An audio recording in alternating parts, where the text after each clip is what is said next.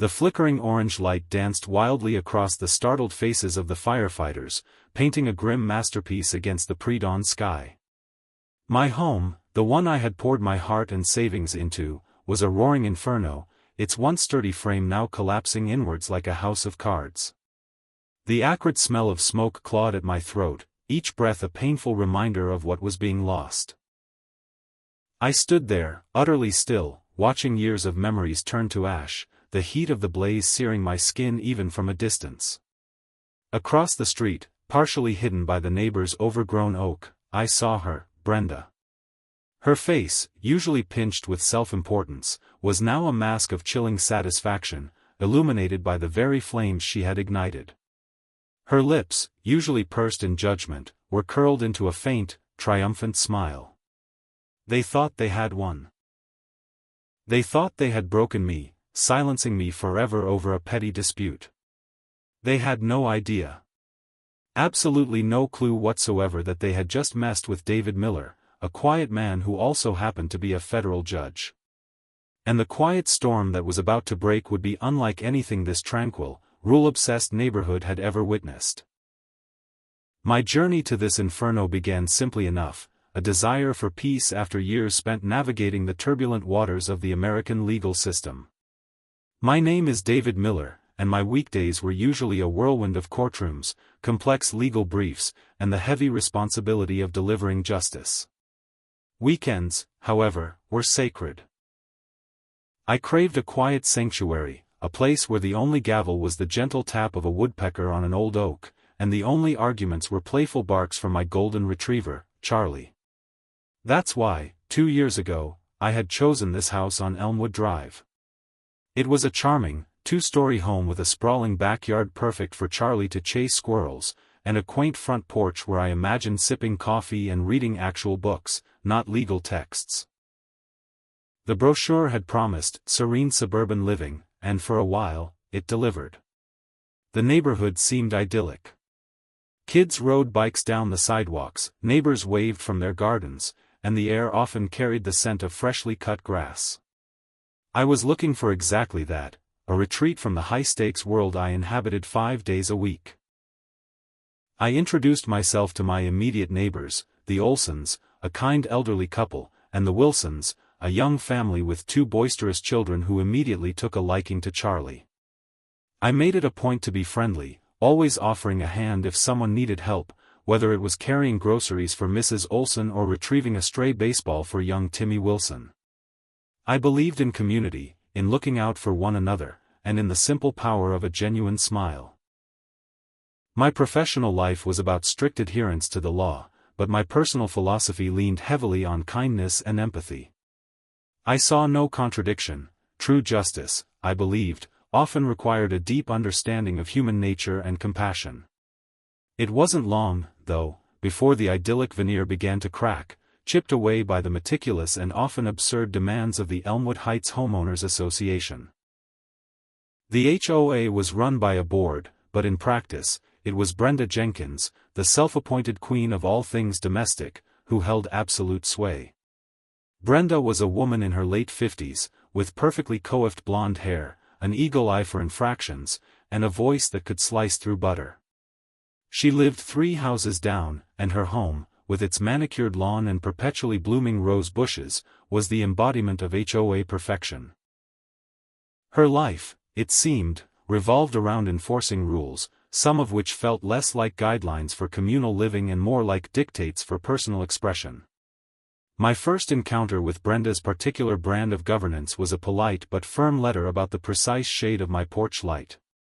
Apparently, my warm, inviting glow was not in harmony with the established aesthetic of Elmwood Heights. I chuckled, initially, thinking it was a joke. It wasn't. Then came the notice about Charlie's slightly too long grass in a small patch near the fence, followed by a detailed diagram of acceptable lawn height. I sighed, trimmed the grass, and changed the bulb.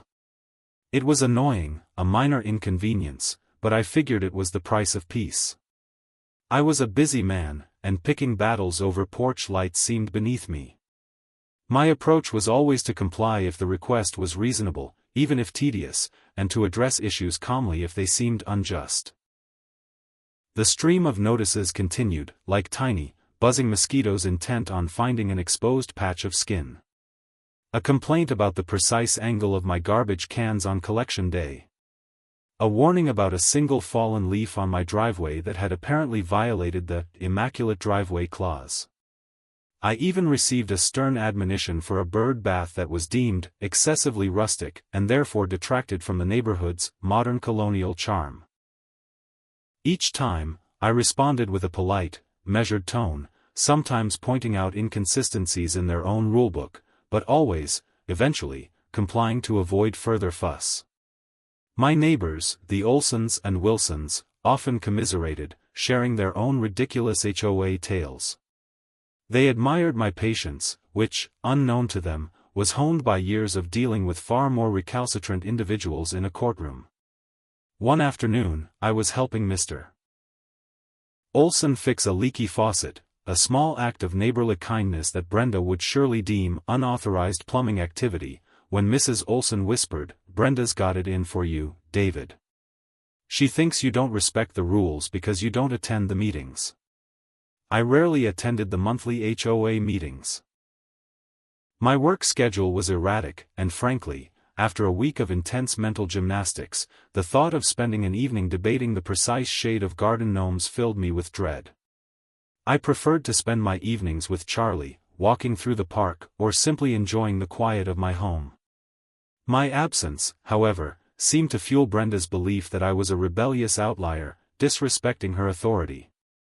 The whispers grew louder, not just from Mrs. Olson, but from other neighbors who started to nervously avert their eyes when I passed, or offered hurried greetings before scurrying away. Brenda, I gathered, was actively campaigning against me, painting me as a rogue element who threatened the fabric of the community. It was absurd. I paid my dues on time, kept my property immaculate, and actively helped my neighbors. My only crime was not bowing to Brenda's every whim. I started to notice her car, a pristine white SUV, slowly cruising past my house at odd hours, her eyes scanning my property with almost forensic detail. It felt less like community oversight and more like a personal vendetta. The real escalation began with the Community Improvement Fund, a new, mandatory membership fee announced by the HOA. It was a hefty sum, an annual charge of $500, purportedly for vague neighborhood enhancements.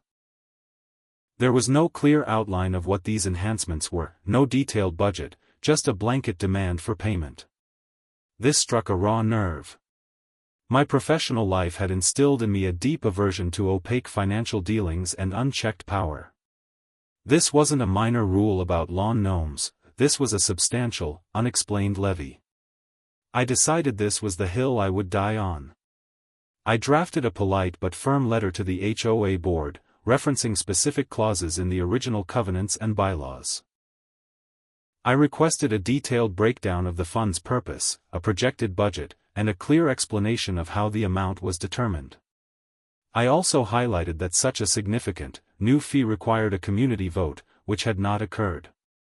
I carefully avoided any legal jargon, framing it as a concerned resident seeking clarity. I even offered to help organize a community meeting to discuss the fund transparently. I genuinely believed that if presented with facts and a clear path forward, the board, or even Brenda, would see reason. I was, after all, a judge. I believed in due process and logical argument. Brenda's response was swift and brutal, arriving not as a reasoned reply, but as a formal notice of default, threatening a lien on my property if the membership fee wasn't paid within 7 days. It was a blatant power play, an attempt to silence dissent through intimidation. She didn't even address my points, simply reiterated the demand with added punitive measures. This was beyond petty, it was bullying. I remember that day clearly. It was a warm Tuesday afternoon. I had just finished a particularly draining case, involving complex corporate fraud, and was looking forward to a quiet evening. Instead, I found the notice taped to my front door, right next to a small, welcome home wreath that Mrs. Olson had given me.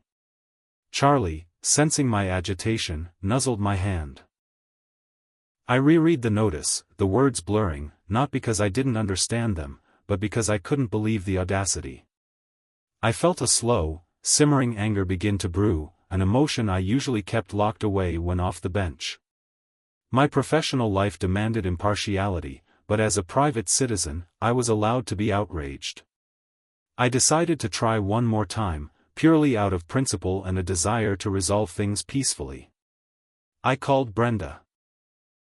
Her voice, when she answered, was laced with an artificial sweetness that did little to mask her contempt. I calmly explained my concerns again, reiterating that I was happy to pay if the fund's purpose was clear and democratically approved. "Mr. Miller," she chirped, cutting me off, "the board has spoken. The fund is non-negotiable. You moved into Elmwood Heights, you agreed to our terms. Perhaps you should read your bylaws more carefully." Her tone shifted, becoming colder, "unless, of course, you believe you are above the rules, unlike the rest of us upstanding citizens." "Brenda," I responded, my voice remarkably steady, "I assure you, I am not above the rules. I simply seek transparency and fairness, which are principles I believe any community should uphold." "Principles?" she scoffed. "Your principles are delaying progress. And I for one, Mr. Miller, am tired of your questioning. Pay the fee, or face the consequences. This is not a discussion, it's a directive. And frankly, your constant challenges are disruptive." She paused, then added, her voice dropping to a menacing whisper, "You really don't want to make an enemy of the HOA, Mr. Miller. We have ways of ensuring compliance." The line went dead. I stood there, phone in hand, staring out at my perfectly manicured lawn. "Ways of ensuring compliance," she had said. The veiled threat hung in the air, a chilling premonition. I knew then that simple reasoning was futile. This wasn't about rules, it was about power and control. I decided not to pay the fee. I would allow the lien, if it came to that, and address it through legal channels. It would be an annoyance, but a minor one, easily resolved. What I didn't anticipate was the speed and ferocity of Brenda's retaliation. A few days later, a Saturday morning, I was enjoying my coffee on the porch, watching Charlie chase a butterfly, when I saw Brenda and two other HOA board members marching directly towards my house. They carried clipboards and wore expressions of grim determination. My immediate thought was, here we go again, another silly infraction. They stopped directly in front of my meticulously kept hydrangeas. Brenda, with a flourish, unrolled a large poster board. It wasn't a notice or a fine. It was a crude, oversized caricature of me, with dollar signs in my eyes and a caption that read, "David Miller, enemy of community progress. Refuses to pay his fair share." Below the caricature, in bold red letters, was the exact notice of default she had sent, including the specific amount of the membership fee and the threat of a lien. "Mr. Miller," Brenda announced, her voice piercing the morning quiet, ensuring every neighbor within earshot could hear, "We are hereby notifying the entire community of your blatant disregard for our shared values and your refusal to contribute to the betterment of Elmwood Heights." She gestured dramatically at the poster. "This man believes he is above the rules. He is hoarding his wealth while denying our children a new playground and our seniors a renovated clubhouse." It was a public shaming, an attempt to turn the entire neighborhood against me. My face burned, not with shame, but with indignation. This was a gross invasion of privacy, a malicious distortion of the truth, and a clear act of defamation. The Olsons peered out their window, looking horrified. The Wilsons' children, who were playing in their yard, stopped and stared, confused. Brenda, basking in her perceived victory, began to tape the poster board not to my door, but directly onto my freshly painted garage door, defiling it with her hateful propaganda. "You will pay, Mr. Miller," she snarled, her eyes blazing with triumph, "or we will ensure you have no peace in this community. We will make sure you regret ever moving to Elmwood Heights." We will make your life a living hell until you comply. The other two board members, looking deeply uncomfortable, awkwardly held the edges of the poster as she secured it. This wasn't just a threat, it was a promise. A promise that felt chillingly real as the adhesive of that hateful poster stuck to my home. The crude poster, plastered maliciously onto my garage door, felt like a burning brand. It was a declaration of war, not just a petty HOA dispute. Brenda's words, "We will make your life a living hell," echoed in my mind, a chilling promise. My immediate thought was not of legal recourse, not of my title as a federal judge, but of the blatant disrespect, the sheer audacity of her public spectacle. This was beyond the pale. I walked slowly towards the garage, Charlie trotting anxiously at my heels, sensing the shift in my mood. With a deliberate, measured motion, I peeled the poster off. The sticky residue remained, a stubborn stain on the crisp white paint, a symbol of Brenda's toxic intrusion. I crumbled the poster into a tight ball, the hateful caricature of my face crumpling with it, and tossed it into the recycling bin. This wasn't just about money anymore. It was about dignity and the fundamental right to peace in one's own home.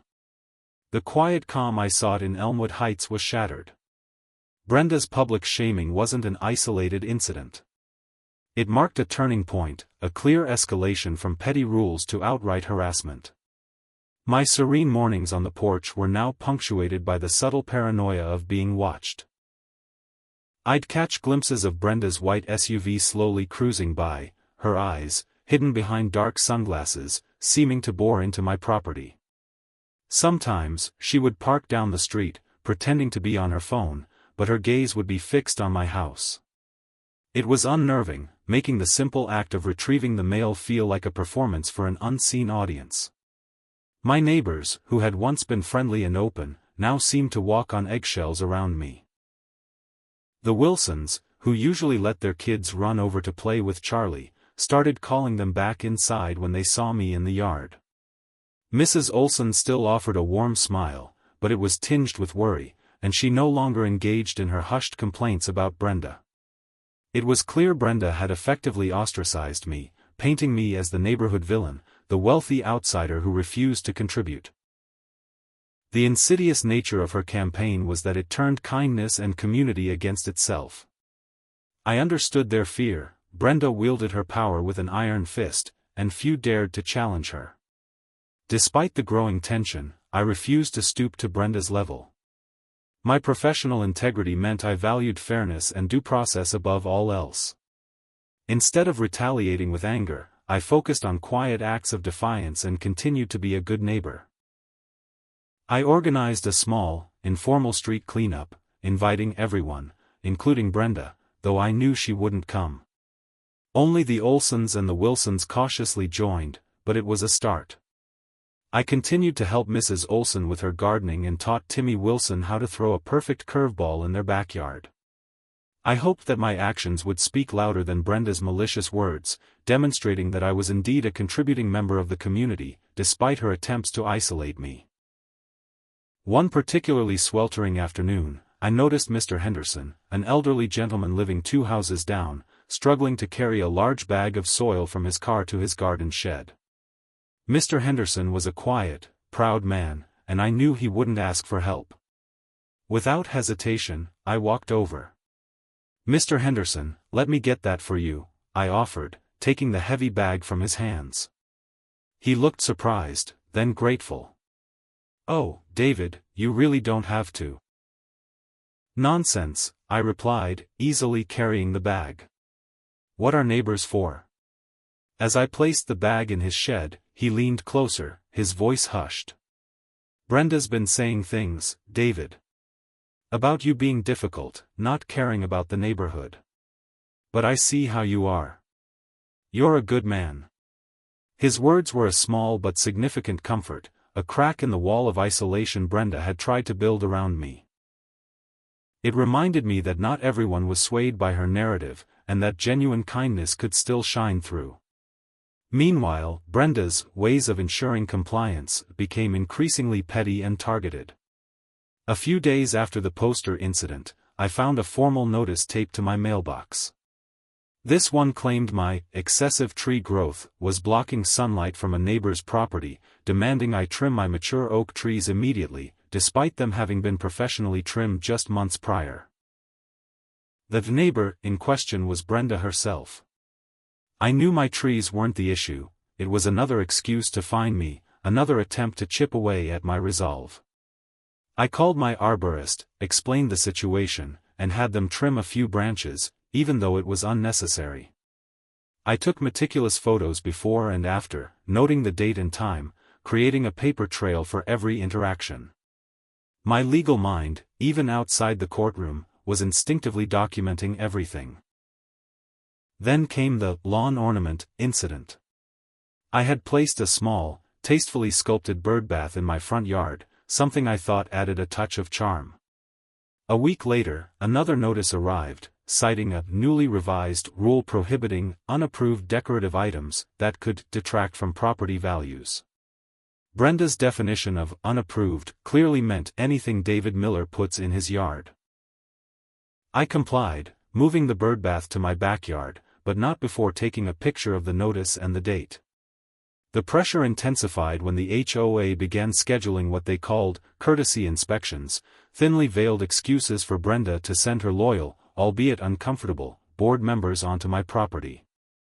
They would scrutinize my gutters, the paint on my trim, even the tidiness of my flower beds, always finding some minute imperfection to document. Each inspection was followed by a new violation notice and an accompanying fine. It felt like death by 1,000 paper cuts. I meticulously paid each fine, always noting "paid under protest" on the check, and keeping copies of everything.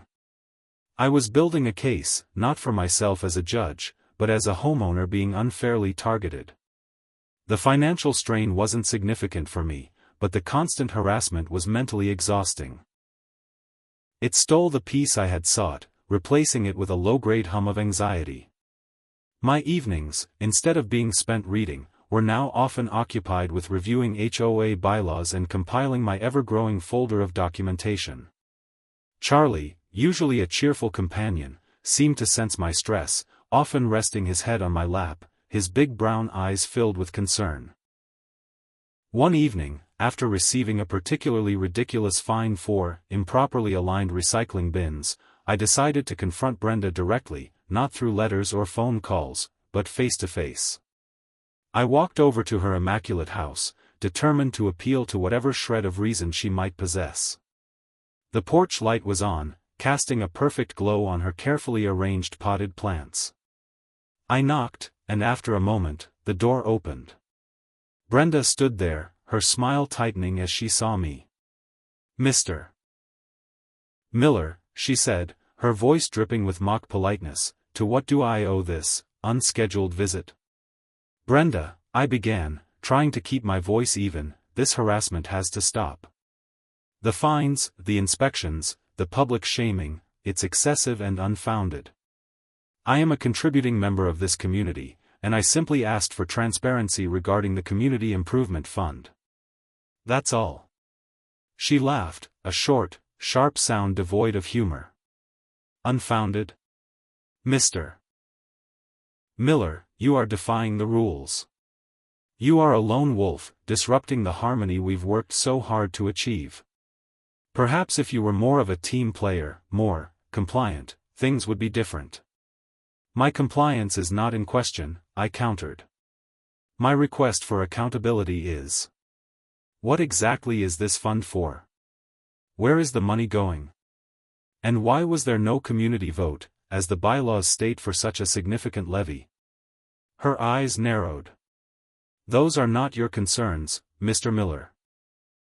Your concern is to pay. The board knows what's best for Elmwood Heights.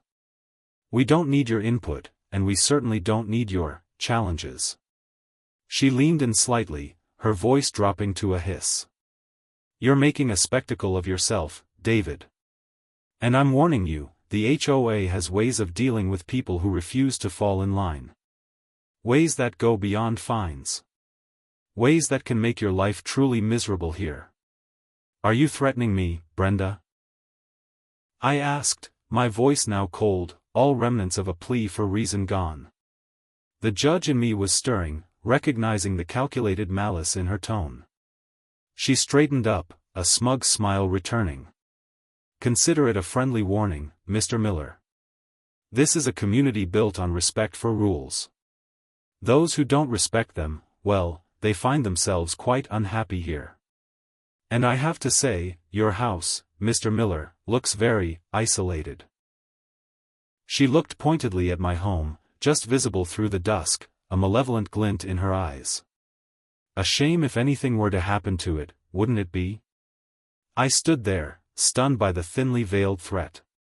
This wasn't just about fines or rules, it was personal, vindictive. I realized then that talking to her was useless. She wasn't interested in resolution, she was interested in dominance. I think we're done here, Brenda, I said, turning to leave. Oh, we're just getting started, Mr. Miller, she called after me, her voice chillingly sweet. Just getting started. The next morning, I awoke to the frantic barking of Charlie. I rushed downstairs, my heart pounding, a cold dread seizing me. The smell of something acrid, chemical, hung heavy in the air. I looked out the kitchen window, and my blood ran cold.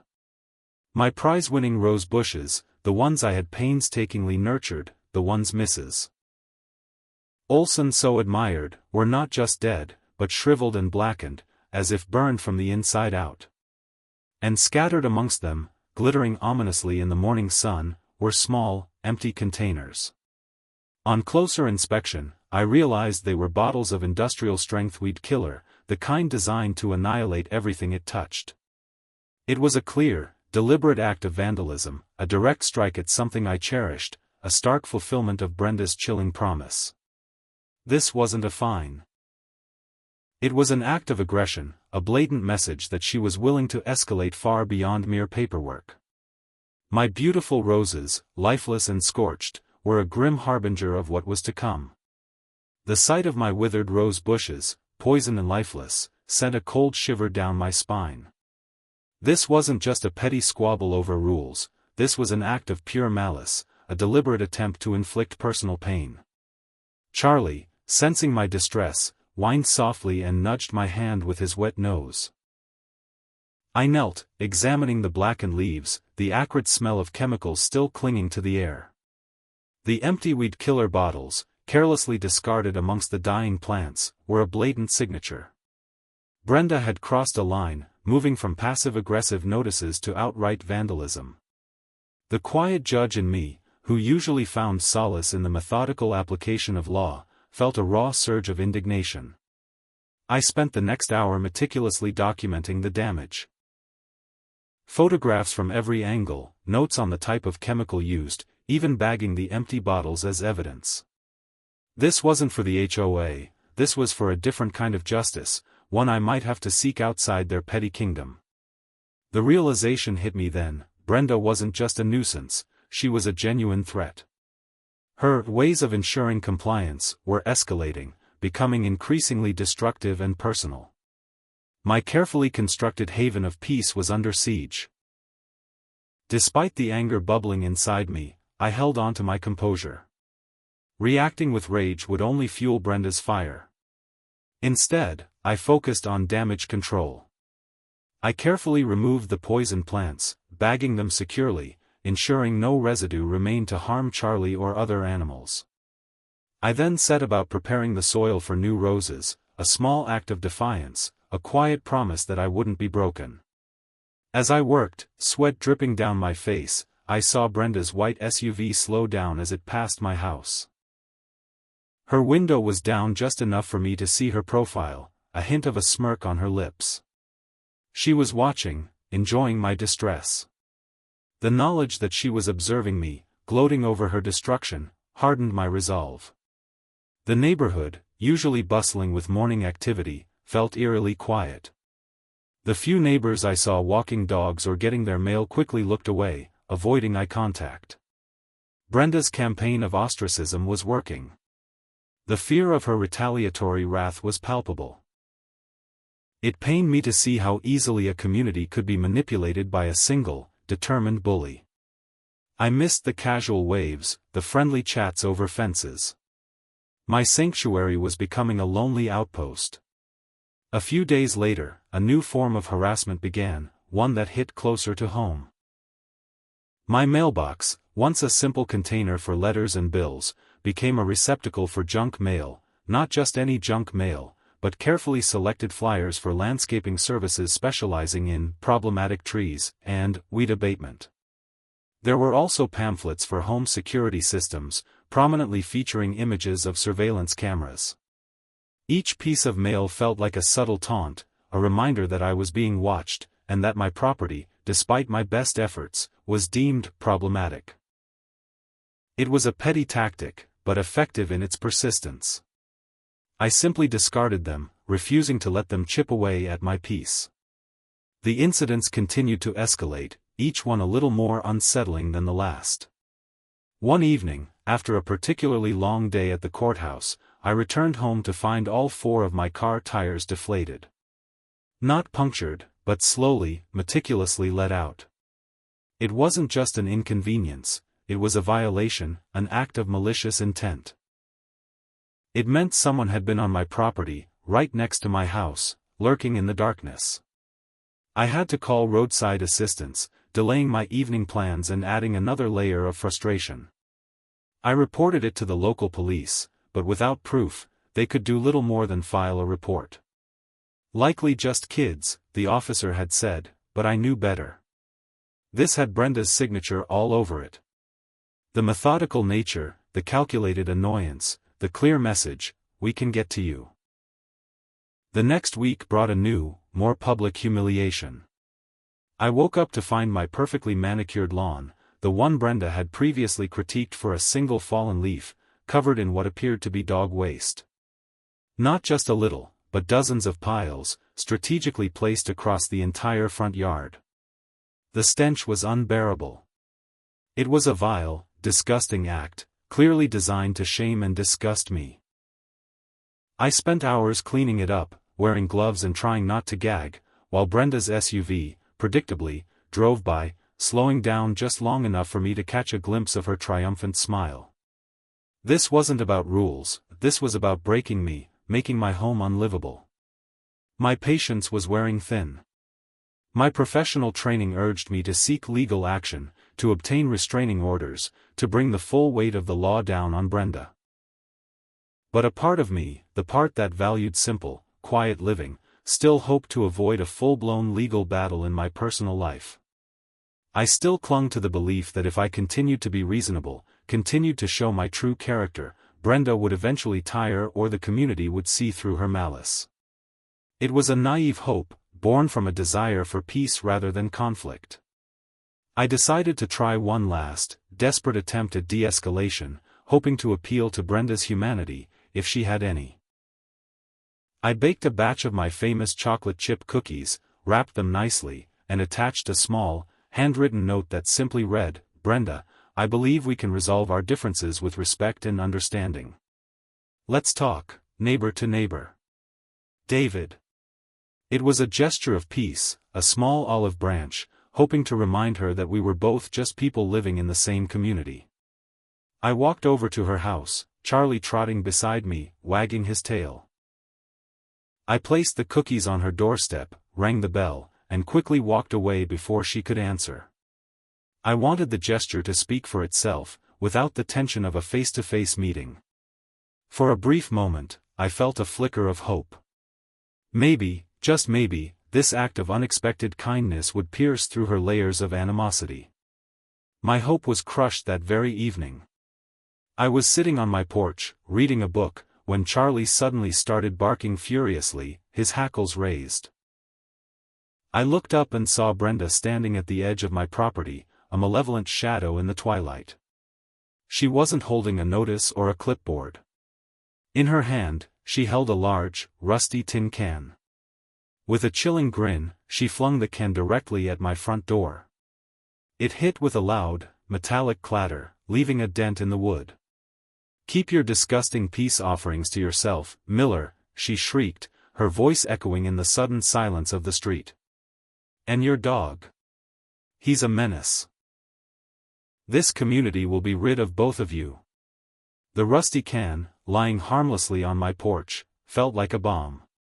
It wasn't just an object, it was a symbol of her escalating rage, her complete rejection of any peaceful overture.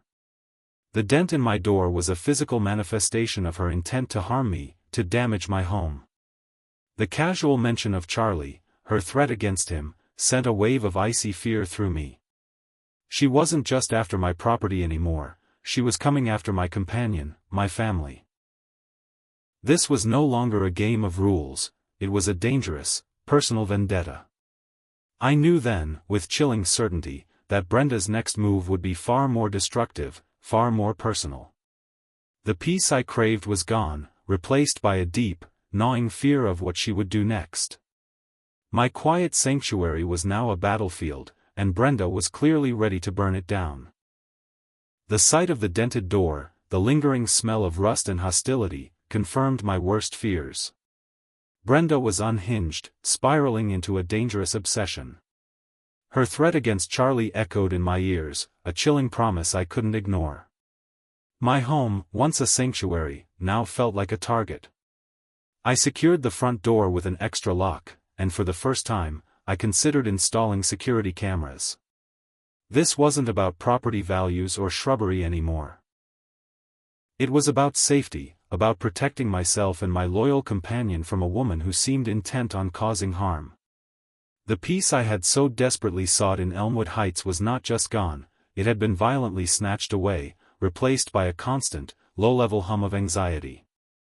That night, sleep eluded me. Every creak of the house, every rustle outside, sent a jolt of adrenaline through me. Charlie, usually sound asleep at the foot of my bed, seemed restless too, stirring at phantom noises. I spent hours reviewing my documented evidence, the endless stream of notices, the photos of my poisoned roses, the police report for my deflated tires, and now, the dent in my door. Each piece was a thread in Brenda's tapestry of malice. I considered my options. A cease and desist letter from a lawyer? A formal complaint to the local authorities? My professional life, usually a source of immense power, felt strangely distant here, in the realm of petty neighborhood feuds.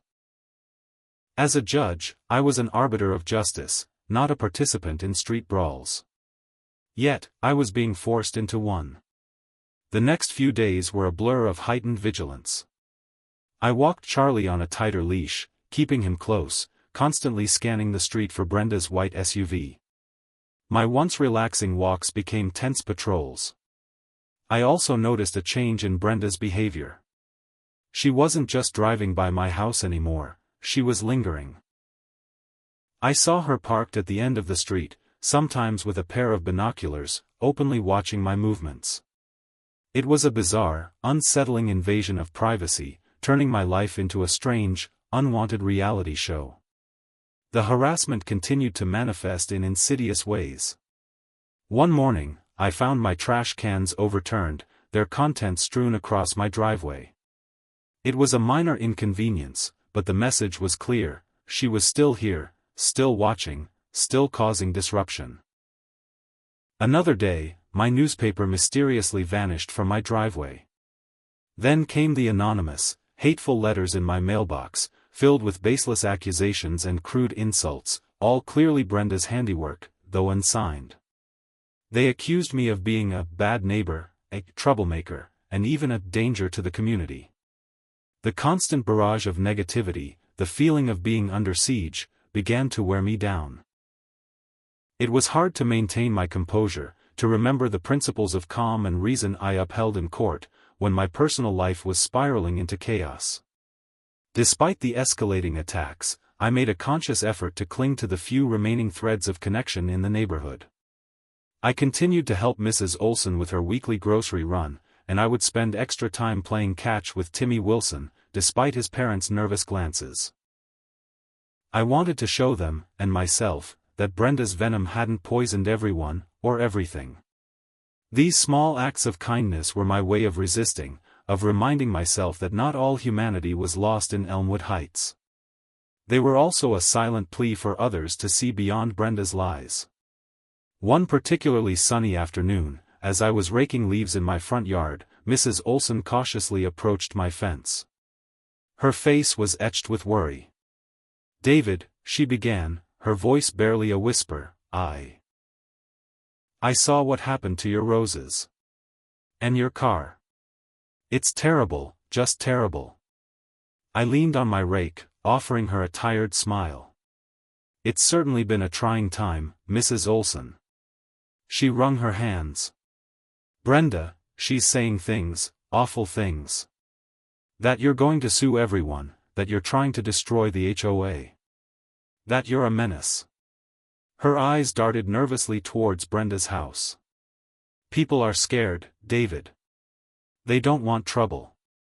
"I understand, Mrs. Olson," I said gently. "I have no intention of suing anyone who isn't responsible for these acts. My only desire is to live peacefully and for the harassment to stop.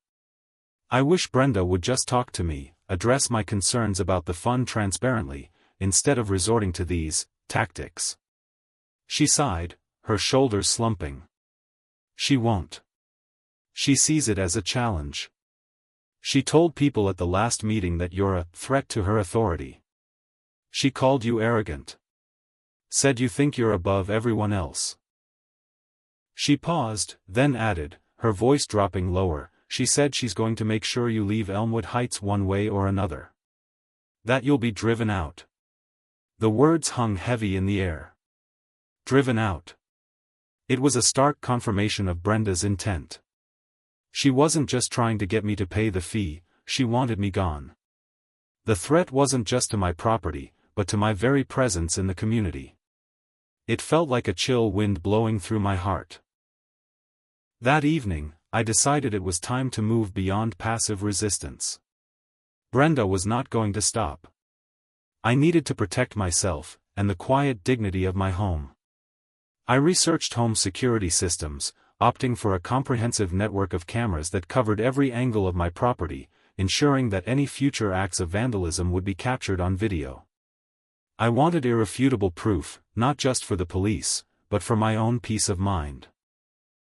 The installation was discreet, the cameras almost invisible, a silent watchman over my besieged sanctuary.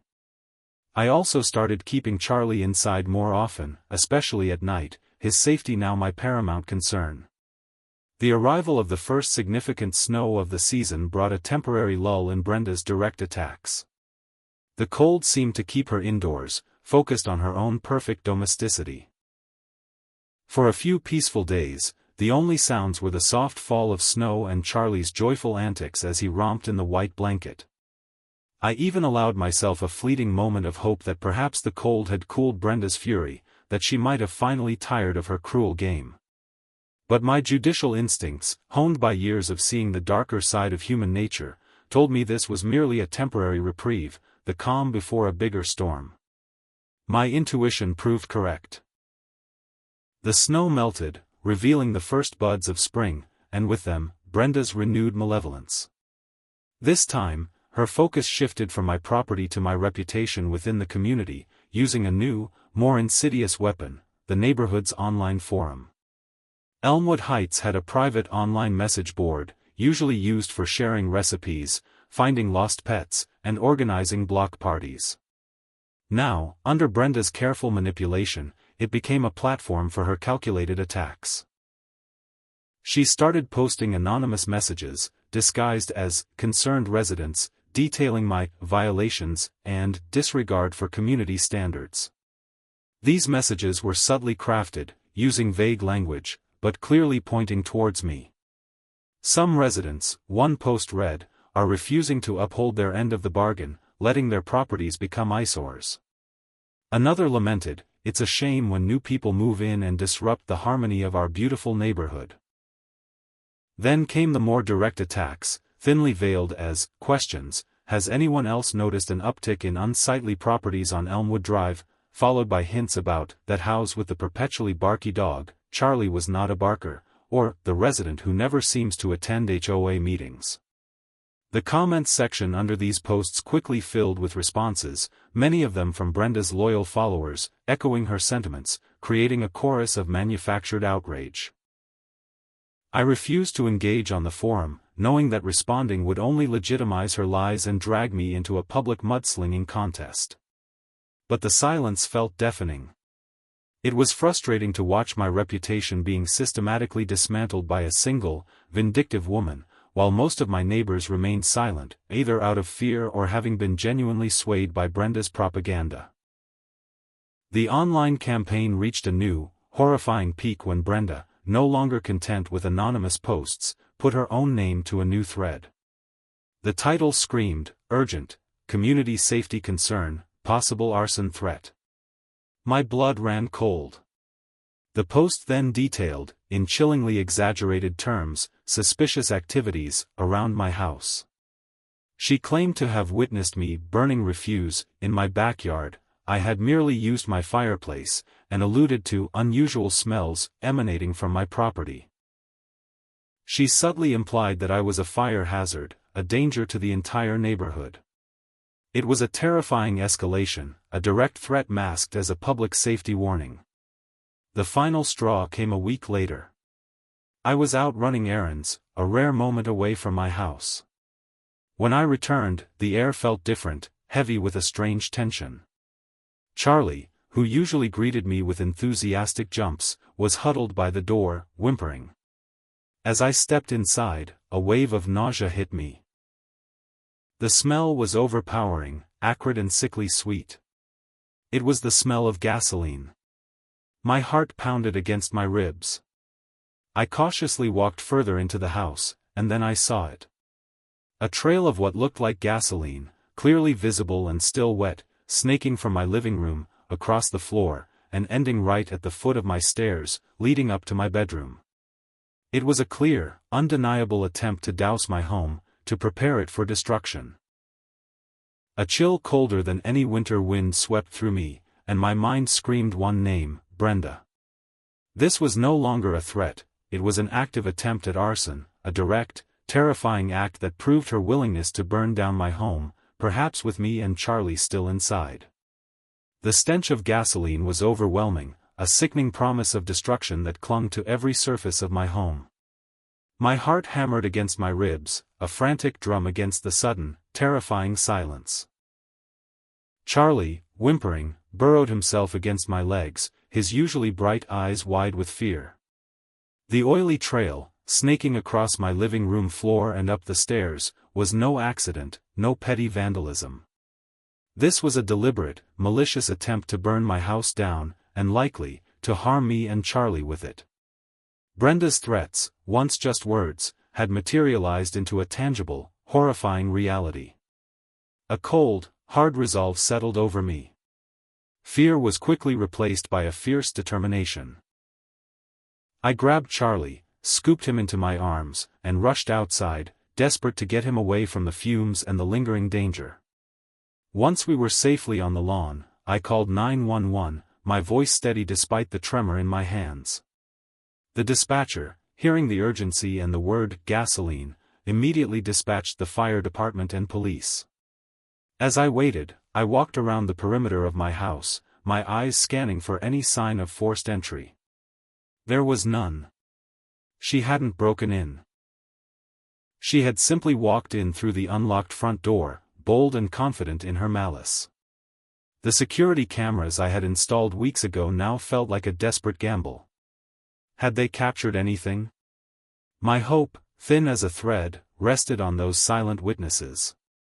The fire department arrived first, their sirens wailing a mournful song through the quiet neighborhood. Firefighters in heavy gear quickly confirmed the presence of gasoline and began airing out the house, their faces grim. The police arrived shortly after, a young officer named Ramirez leading the investigation. He listened patiently as I recounted the escalating harassment, the poisoned roses, the deflated tires, the dented door, and now, the gasoline. I showed him the security camera footage, my finger trembling slightly as I pointed to the exact timestamp.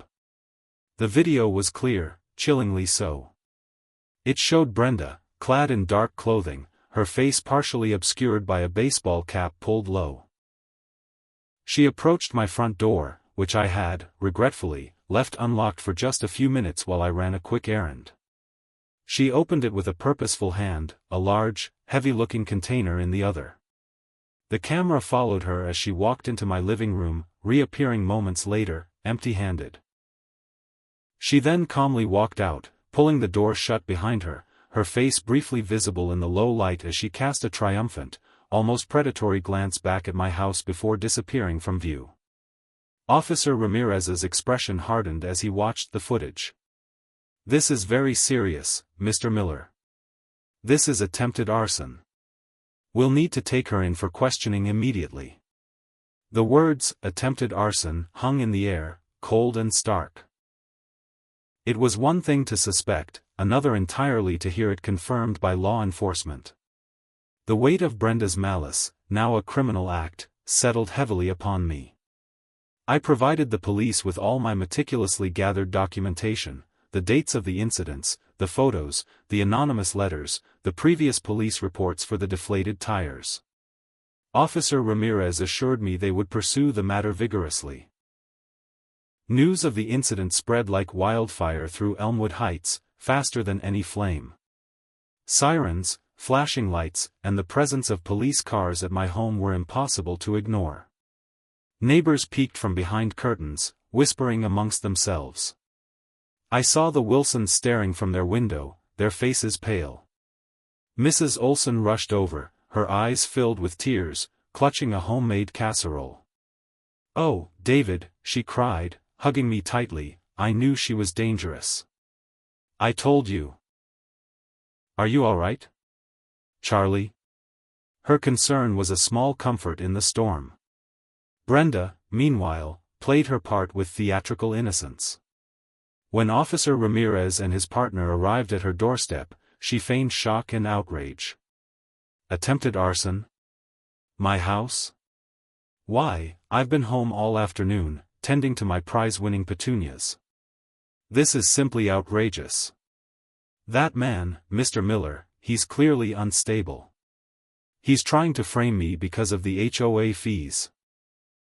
She put on a masterful performance, a picture of indignant innocence, accusing me of mental instability and attempting to turn the tables. She even had an alibi, a neighbor, another one of her loyal HOA followers, who claimed to have been having tea with her precisely when the incident occurred. Officer Ramirez, however, had the video. They took Brenda in for questioning, despite her protests and the flimsy alibi. The neighborhood buzzed with speculation. Most people had kept silent before, but the gravity of attempted arson was too much to ignore. Conversations erupted on the online forum, this time not just from Brenda's cronies, but from genuinely shocked residents. Some defended Brenda, citing her dedication to the community. Others expressed horror, recounting their own experiences with her overbearing nature, but never believing she would go this far. The community was fractured, a mirror of Brenda's destructive influence. While the police investigation was underway, I remained in a state of hyper-awareness.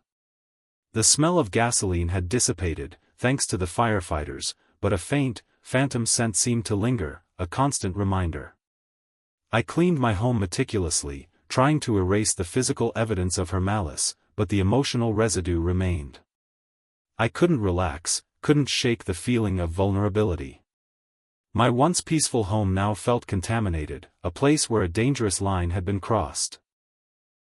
I received a call from Officer Ramirez a few days later.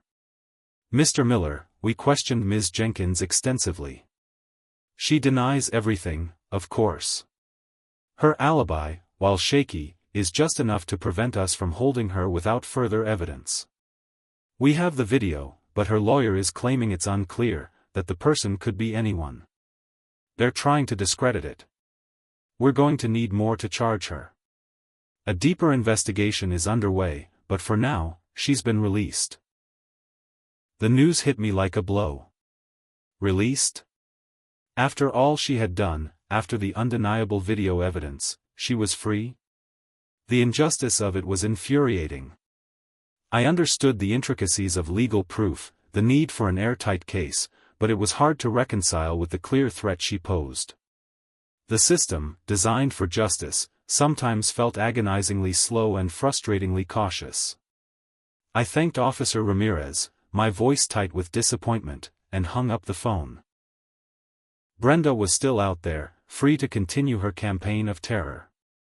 The realization was chilling. She had failed to burn my house down, but she had certainly succeeded in burning away my peace. Brenda's release seemed to embolden her. She walked around the neighborhood with a renewed swagger, a smug smile plastered on her face, as if she had once again triumphed. She even drove past my house, slowly, purposefully, her gaze lingering on my now secure front door. The unspoken message was clear. You couldn't stop me. And I'm still here. My neighbors, seeing her back, retreated further into their shells, their initial outrage turning back into fear. The silence around my house grew heavier, isolating me further. One afternoon, a few days after Brenda's release, I was out in my backyard playing fetch with Charlie, trying to reclaim some semblance of normalcy. The sun was warm, and the spring air carried the scent of budding flowers. For a brief moment, I felt a flicker of peace. Then, Charlie stopped dead, his ears perked, a low growl rumbling in his chest. I followed his gaze to the back fence. My blood ran cold. There, tied to the fence post, was a small, crudely made effigy. It was a doll, fashioned from sticks and old rags, clearly meant to represent me. And impaled on its chest, with a rusty nail, was a tiny, scorched rosebud, blackened and shriveled. It was a grotesque, terrifying message, a direct and personal threat of future destruction, mocking the poisoned roses and hinting at a much darker fate. Brenda was not just playing games anymore, she was promising a devastating end. And I knew, with absolute certainty, that her next move would be far more direct, far more violent, and intended to achieve the fiery end she had already promised. The effigy was not a warning, it was a prelude. The sight of the crude effigy, impaled with a scorched rosebud, sent a cold dread through me deeper than any fear for my property. It was a direct, chilling threat to my very life, a grotesque promise of a fiery demise. Brenda wasn't just attempting to drive me out, she intended to destroy me. Charlie, sensing the shift in my mood, whimpered softly, pressing himself against my leg. My composure, usually unshakable, began to fray at the edges. This wasn't a game any longer. It was a desperate fight for survival. My immediate response was to reinforce every aspect of my home's security. I added more locks, motion sensor lights, and even installed a professional-grade alarm system with direct links to the police department. My home, once a symbol of peace, now felt like a fortress. Charlie, my faithful companion, became my shadow, his safety paramount. I couldn't risk leaving him alone, not with Brenda's escalating malevolence. He accompanied me everywhere, even on quick trips to the grocery store, his presence a small comfort against the gnawing fear. The neighborhood remained in a state of uneasy tension. Brenda, freed by the lack of immediate, irrefutable evidence, continued her campaign of psychological warfare. She would walk past my house, sometimes with a few of her loyal followers, pointing and whispering, her eyes gleaming with a triumphant malice. She escalated her online attacks, posting veiled threats about cleaning up the neighborhood and eliminating undesirable elements. The forum, once a place for community announcements, had become a breeding ground for her venom, twisting neighbor against neighbor. Many residents, however, were growing increasingly uneasy with Brenda's extreme behavior. The attempted arson had truly shocked them. Quiet conversations began to take place on the sidelines of school pickups and in grocery store aisles. Some neighbors, like the Wilsons, started to offer me cautious nods of sympathy, their fear of Brenda slowly being overtaken by a sense of unease and even guilt for their earlier silence. Mrs. Olson, bless her heart, brought me casseroles and offered kind words, a quiet rebellion against Brenda's tyranny. These small acts of defiance, these flickers of human connection, were a lifeline in the deepening darkness. One morning, just as the sun was painting the sky with streaks of orange and pink, a new incident occurred that sealed Brenda's fate.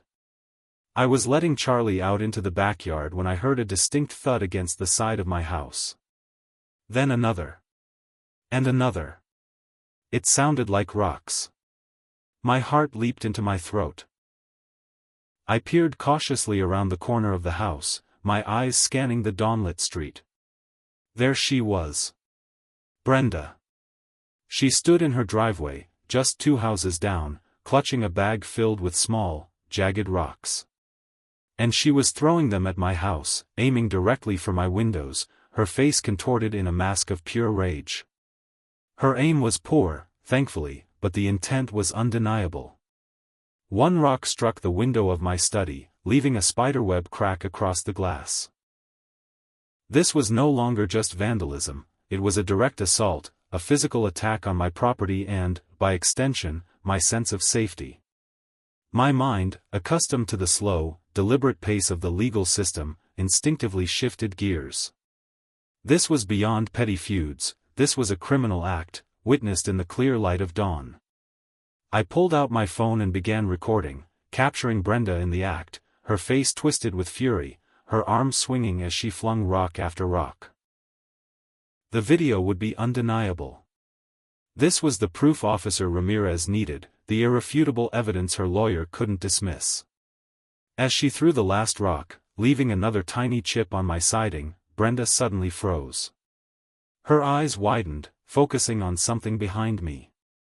I turned, and my breath caught in my throat. Officer Ramirez, who often patrolled the neighborhood in the early mornings, had just driven by and pulled his squad car to the curb. He had witnessed the entire spectacle. His face was grim, his eyes fixed on Brenda. Brenda's defiant sneer melted into a look of abject horror. She dropped the bag of rocks, which clattered loudly on the pavement. Officer Ramirez approached her slowly, his hand resting on his service weapon. "Brenda Jenkins," he stated, his voice calm but firm, "you are under arrest for destruction of property and harassment. We have you on video, and I just witnessed you committing a felony." Brenda let out a wail of disbelief and outrage. "This is a setup. He's framing me. That man is a menace." She pointed a trembling finger at me, but her words lacked their usual conviction. The game was up. The next few hours were a whirlwind. Brenda was taken into custody, her protests echoing through the quiet street. Neighbors emerged from their homes, drawn by the commotion, their faces a mixture of shock and quiet relief. The Wilsons gave me a timid thumbs up. Mrs. Olson blew me a kiss. The wall of fear Brenda had built around the neighborhood finally crumbled. The police investigation that followed was swift and thorough. My mountain of meticulously documented evidence, coupled with the new video of Brenda throwing rocks at my house and Officer Ramirez's eyewitness testimony, was overwhelming. During her interrogation, faced with undeniable proof, Brenda finally cracked. She admitted to the rock throwing, the deflated tires, the poisoned roses, and, critically, to dousing my house with gasoline. Her motive, she screamed, was my insubordination, my refusal to fall in line and acknowledge her authority. She confessed to her plan to burn my house down, intending to make an example of me to the entire community. News of Brenda's confession spread like wildfire. The neighborhood online forum, once dominated by her malicious posts, was now flooded with messages of disbelief, anger, and profound relief. Many residents expressed their shame for allowing Brenda to intimidate them for so long. They shared their own stories of her tyranny, realizing they weren't alone in their suffering. A genuine sense of community, long suppressed by Brenda's iron fist, finally began to blossom. The story, however, took a truly wild turn during Brenda's preliminary hearing. As the prosecutor laid out the case, detailing Brenda's calculated campaign of harassment and attempted arson, Brenda's lawyer, a slick, expensive-looking man, stood to cross-examine me. His strategy was to discredit me, paint me as an unstable, vindictive homeowner who was exaggerating the facts. "Mr. Miller," he began, his voice dripping with condescension, "isn't it true that you refused to pay your HOA dues? That you consistently defied the rules and created friction in the community?"